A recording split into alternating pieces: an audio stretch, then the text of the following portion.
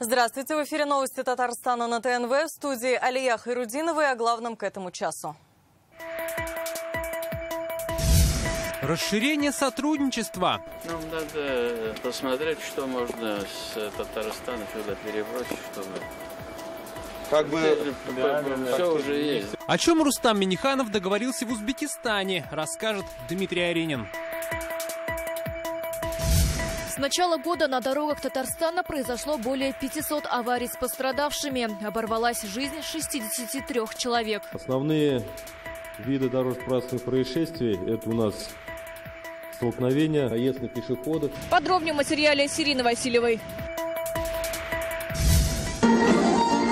Федеральный сабантуй пройдет в республике Мариэл. Она уже на устах жителей нашего города. Программа праздника и о том, как идет подготовка, репортаж Файрузы Мазитовой.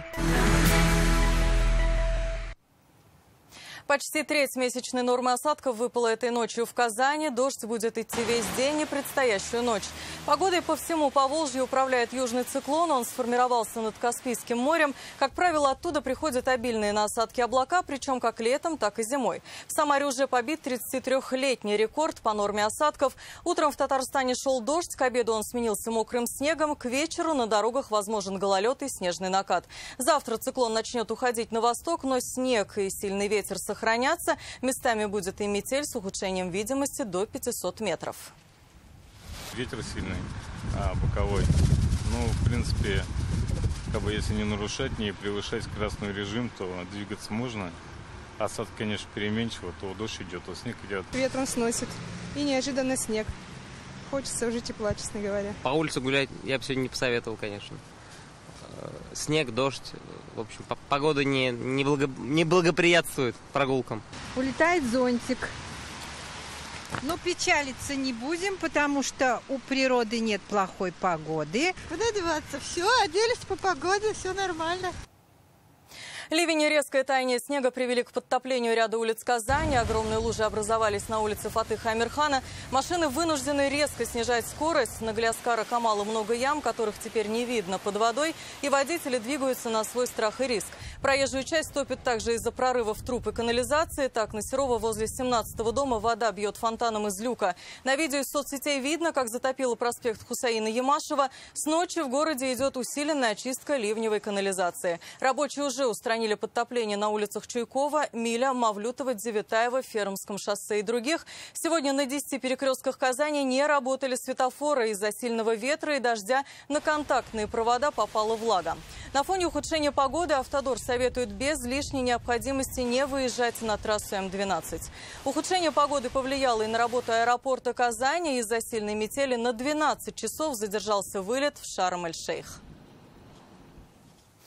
Резонансное ЧП произошло в Кукмарском районе. Здесь прямо на детской площадке ребенок ушел под землю. В это время он катался с горки. Конструкция тоже оказалась в яме. В кармане 12-летнего мальчика был телефон. Он не растерялся и позвонил маме. Она и вызвала экстренные службы. Как сообщает прокуратура, у ребенка ушиб шеи. Место происшествия оцепили. Началась проверка. Как сообщил прокурор района Ренас Колоков, они выясняют, на чьей территории находится площадка и кто обслуживал объект.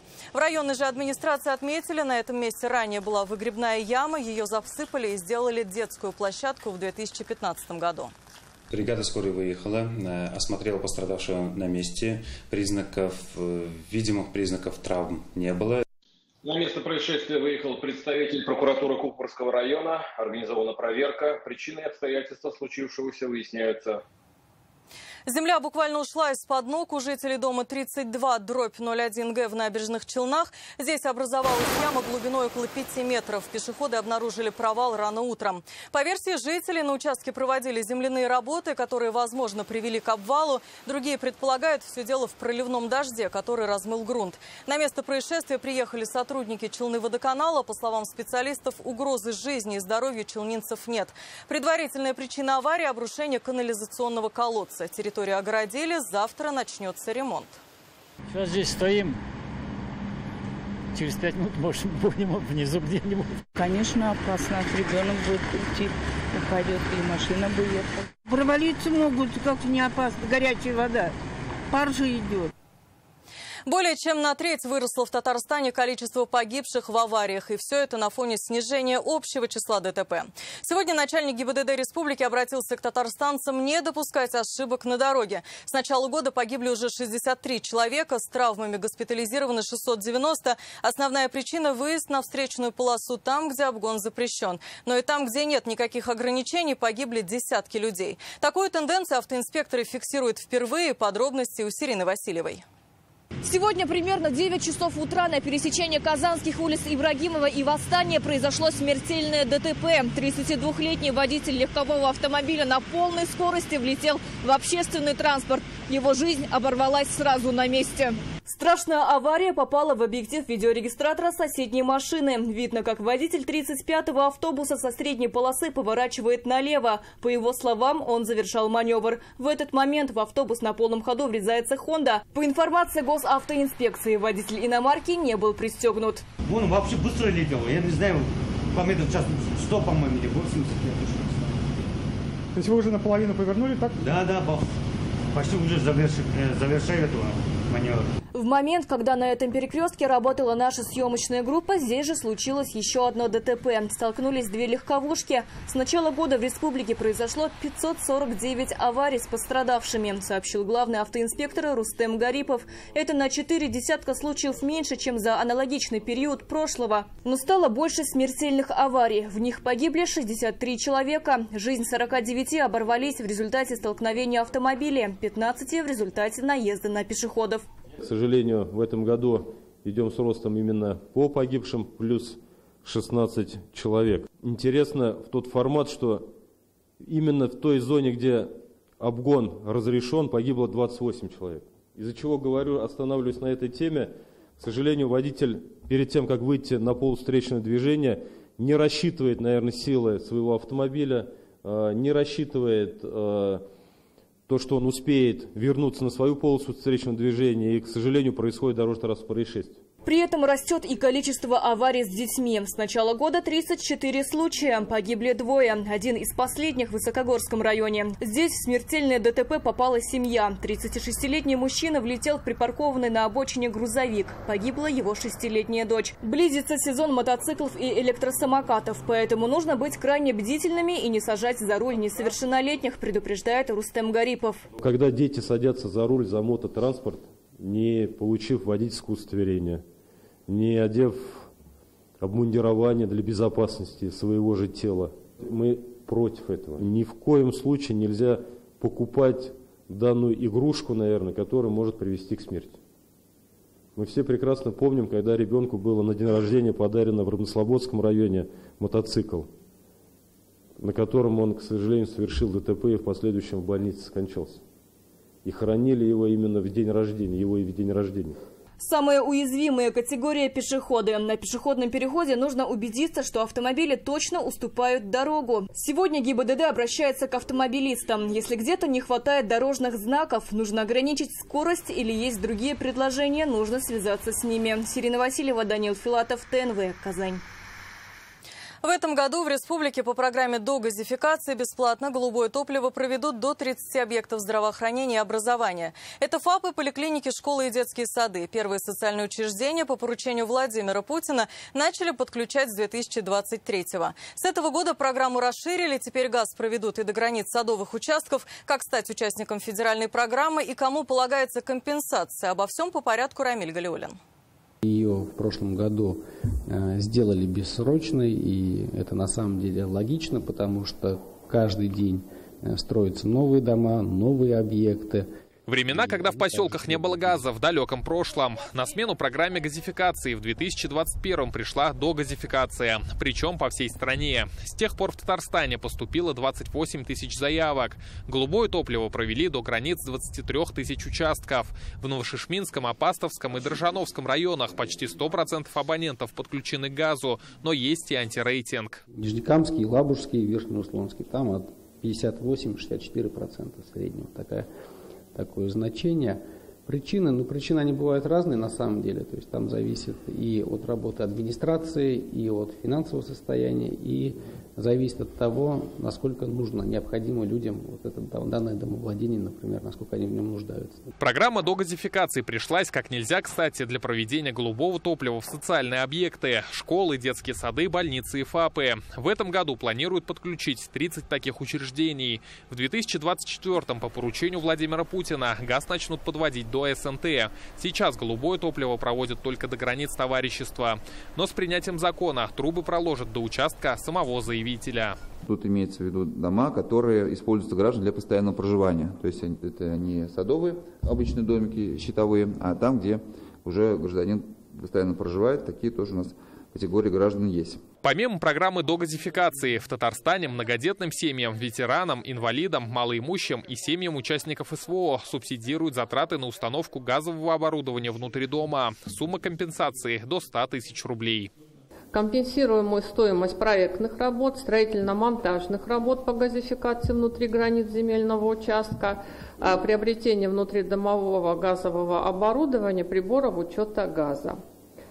Назначается субсидия, как я уже сказала, органами социальной защиты по месту жительства заявителя. Заявку на участие в программе можно подать через портал единого оператора газификации или сайт госуслуг, а также в районах по месту жительства.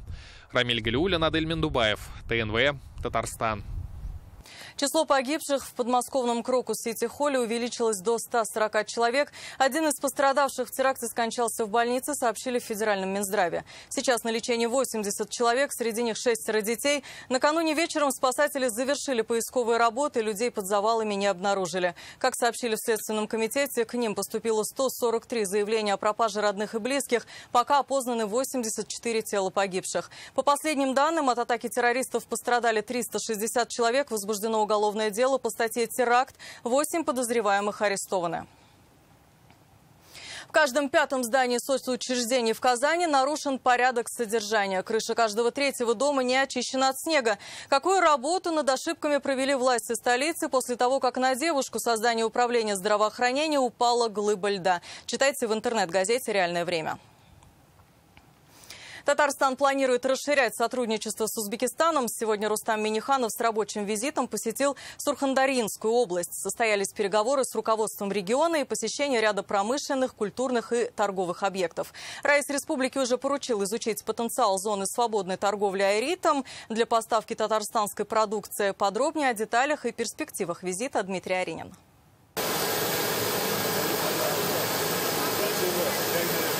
В аэропорту города Термес Рустама Минниханова встретил хаким Сурхандаринской области Улугбек Касимов. Это самый южный сельскохозяйственный регион Узбекистана на границе с несколькими странами. Международный пункт пропуска, Термес автодорожный и Термес железнодорожный. Значит, сопредельное государство Афганистан. Транспортные средства следуют у нас по мосту, железнодорожным имеется сообщение грузовое и грузовой транспорт. Нам надо посмотреть, что можно с Татарстана сюда перебросить, чтобы...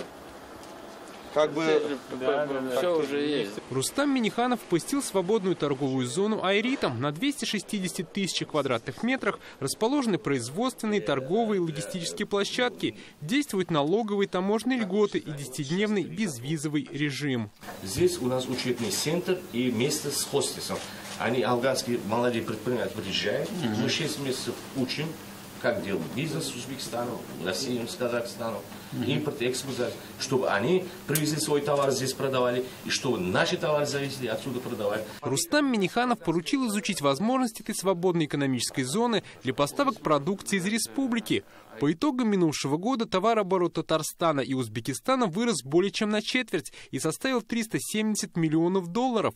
Перспективы сотрудничества с Сурхандаринской областью Рустам Минниханов обсудил с ее хакимом. Как отметили, визит будет способствовать дальнейшему развитию отношений. Мы увидели прекрасную зону на границе с Афганистаном.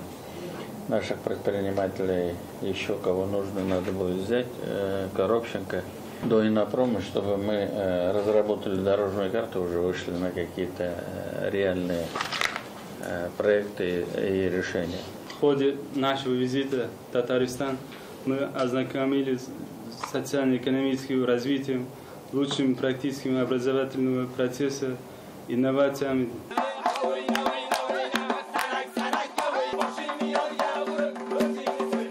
Раисы республики познакомились с культурой и традициями южного узбекистанского региона. И здесь проживают 7 тысяч татар. Рустам Миниханов поблагодарил руководство области за поддержку общины. Также раис республики посетил архитектурный памятник Узбекистана – мавзолей великого исламского деятеля Аль-Хакима ат-Тирмизи. Мы уже 3-й год сотрудничаем с нашими коллегами с Казанского федерального университета и Института археологии Академии наук Республики Татарстан. Рустам Миниханов посетил ряд производств, в частности ковров и тепличный комбинат. Он отметил, республика открыта для сотрудничества и инвестиций. Раис поблагодарил руководство области за теплый прием делегаций и поздравил со священным месяцем Рамазан. Дмитрий Арин, Март Хусаинов, ТНВ, Узбекистан. Татарский базар развернется в этом году на федеральном Сабантуе. Он пройдет в начале июля у наших соседей в республике Мариэл. Также здесь будут площадки национальной кухни, книжная ярмарка и даже выставка сельхозтехники. Чем удивят гостей, говорили в Йошкар-Оле на заседании оргкомитета под председательством главы региона Юрия Зайцева и вице-премьера Татарстана Василия Шейхразиева. С 2001 года федеральный Сабантуй проводится в одном из субъектов России. Подготовка к празднику в Мариэл началась еще 1,5 года назад. О чем уже готовы рассказать и как в Йошкар-Оле прошел первый республиканский ифтар в репортаже Фейрузы Мазитовой. В Мариэл в этом году состоится федеральный Сабантуй. У них уже есть опыт проведения. Наши соседи национальный праздник организовывали еще 20 лет назад. В этот раз подготовка идет на самом высшем правительственном уровне. Заседание оргкомитета проводит лично глава республики Юрий Зайцев. Проделана большая работа. Работа еще идет. Для нас это важное событие, потому что значимый основной праздник, любимый праздник татарского народа, который ежегодно у нас собирает огромное количество, а уже, получается, и на всей территории страны, во всех субъектах потихонечку праздник проходит. И поэтому, конечно же, мы это расцениваем как большая ответственность. На заседании утвердили логотип федерального Сабантуя и надпись на 3 языках – русском, татарском и марийском. Отражены национальные орнаменты. Сабантуй пройдет на Медведицком ипподроме, где уже успели провести капремонт на 50 миллионов рублей. Майдан находится всего в 3 километрах от Йошкар-Олы. Здесь будут скачки, состязания по национальной борьбе куряж и другие забавы Сабантуя. Выступят мастера искусств 2 республик. У нас есть только один вариант, в самом деле достойно его провести. И чтобы в истории и Республики Мариэл, и в истории России через Всемирный конгресс татар, чтобы долго еще жители этой прекрасной республики, гости, которые приедут туда, еще будут долго говорить, насколько красиво и организованно прошел этот Сабантуй. В Мариэл проживает 38 тысяч татар. Для нас большая гордость принимать у себя федеральный Сабантуй, говорит директор татарской культурной автономии. Самое главное – это общение, это природа, это вот восстановление, так сказать, исторической справедливости, что люди могут прям на лужайке сесть, чай попить, друзей позвать, самовар поставить в конце концов. Это большое подспорье для района, и мы все понимаем, что, значит, Сабантуй пройдет, а вот эти все вложения, они останутся на благо жителям района. После заседания в соборной мечети города состоялся первый республиканский ифтар. Всемирный конгресс татар в числе его организаторов. Праздничный стол накрыли на 500 человек. Цель наша, чтобы объединить, чтобы татар вместе, чтобы мы вместе встретились, чтобы мы уже привыкли к этому, чтобы научились встречаться, и уже чтобы потом мы говорили о том, чтобы о наших проблемах. Поэтому надо разбудить в первую очередь, надо организовать. Молодежь очень у нас активная, очень соблюдает пост и соблюдают по всем нашим канонам, все это они содержат. В организации мероприятий принимали очень много людей, то есть все общины, узбекские, таджикские, татарские принимали участие в организации. Кто чем помогал, кто-то сухофрукты, кто-то воду покупал, кто-то плакаты делал, кто-то обеспечивал работу волонтеров. То есть для нас это большое мероприятие. Надеюсь, оно будет проводиться каждый год, чтобы объединять мусульман. После ифтара прочитали коллективный таравих намаз. Такие встречи объединяют, говорят собравшиеся, и помогают сохранить народные традиции. Фейруза Мазитова, Адель Миндубаев, ТНВ, Йошкар-Ола.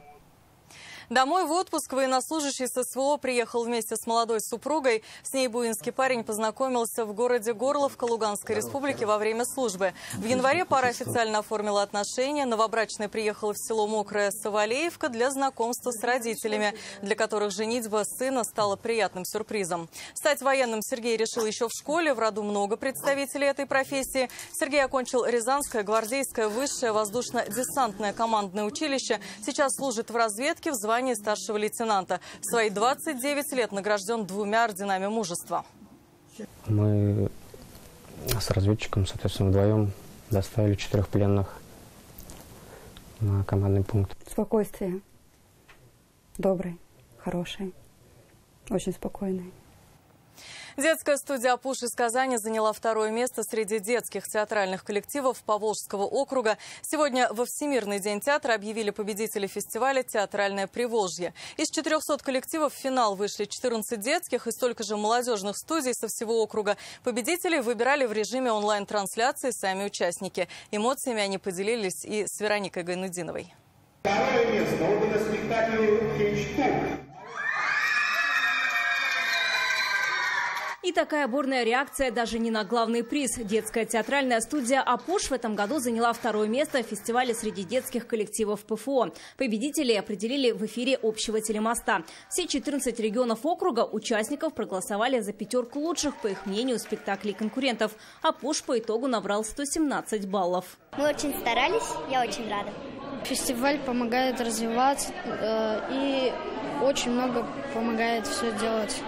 Я очень хочу стать народным артистом. Во время подготовки к данным фестивалям мы получаем очень ценный опыт и какие-то новые навыки. Спектакль «Кейштук» – малявка о силе ума, бесстрашии, взаимопомощи и дружбе. Братья Рустам и Шамиль, их подруга Лейла, попадают в страшную игру, которую когда-то придумали сами. Перед ними стоит задача спасти страну белых цветов от темных сил. Проекты студии «Апуш» поддерживает комиссия по родным языкам. Наша студия работает на татарском языке. Дети говорят на татарском языке.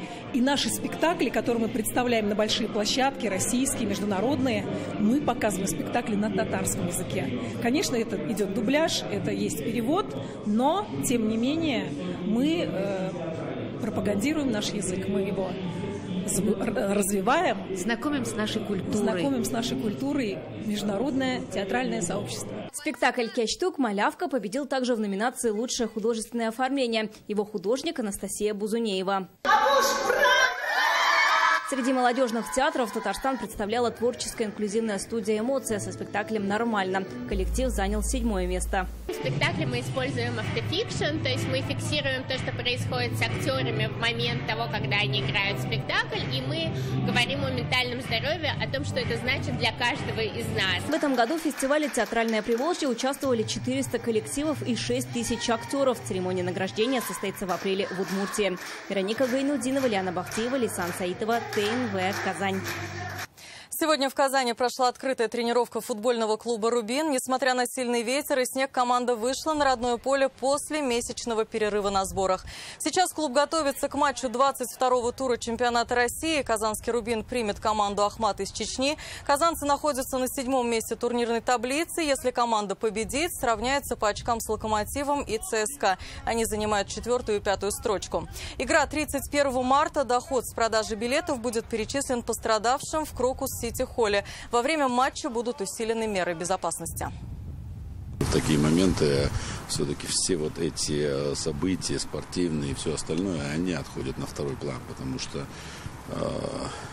когда такое случается, мы же прекрасно понимаем, что Всевышним нам дана одна жизнь, и когда вот так все уходит, обрывается, то, наверное, нет ничего дороже, чем жизнь, и команда это воспринимает, конечно, очень болезненно. Это были новости Татарстана. Еще больше информации в нашей группе ВКонтакте и Телеграм-канале. Сейчас прогноз погоды с Амирханом Калимуллиным. До встречи в 21:30.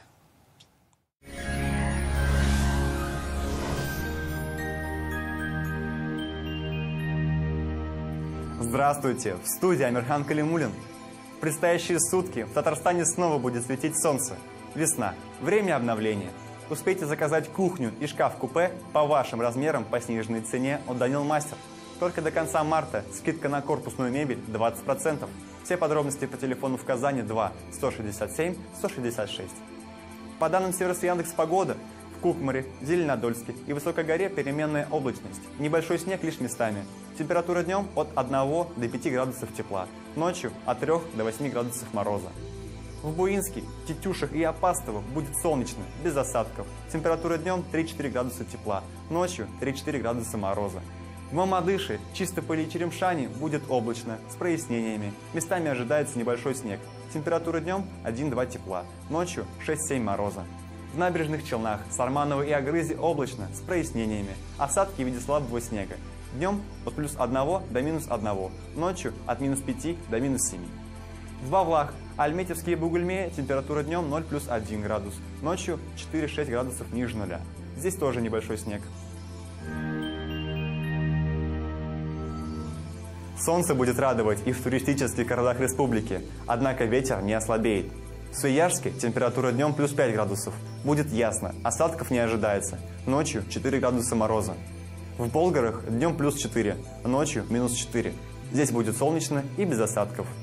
В Елабуге облачно, с прояснениями, местами слабый снег, температура 2 градуса тепла днем и 6 градусов мороза ночью. Солнце будет светить и в Казани. Целый день будет ясно, осадков не обещают. Температура днем +4, ночью -3 градуса. Атмосферное давление 753 мм ртутного столба.